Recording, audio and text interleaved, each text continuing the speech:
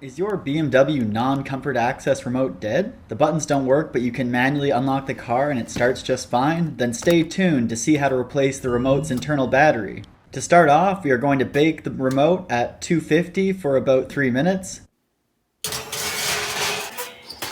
The remote should feel warm to the touch, but still able to be held. This will help get through the plastic. To get into the internal battery, you must cut the fob in half. When I began this battery replacement, I was under the impression that the two halves of the fob were glued together from the factory, but it turns out that they are molded and fused together. Therefore, we must cut through the casing of the fob to separate the top from the bottom. You'll know you are getting through the plastic casing when you feel your razor blade sinking into the fob. Be careful not to send your razor deep into the remote, as the circuit board is close to the edge of the remote. A good place to start is the tang that sticks out near where the key inserts. Whoops! Remember to cut away from yourself, and I found it helpful to reheat the remote a couple times to keep the plastic as soft as possible.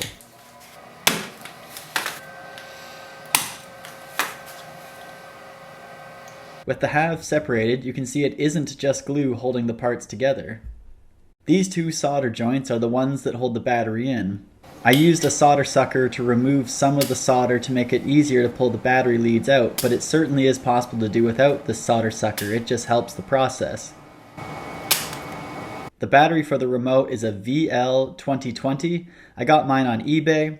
When searching for a suitable VL2020, you want to find one that has the leads 90 degrees apart, because this is how BMW has them arranged on the circuit board.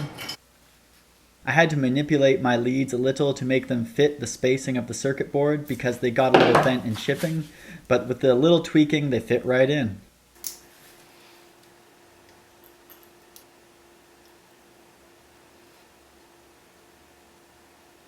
With the leads pushed through the board, apply some fresh solder and you're ready to test it out. I recommend taping the halves together to test the remote before supergluing it back together.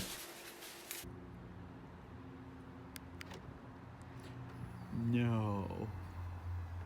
It worked. No way. Yo. Ghetto electrical tape key for the win.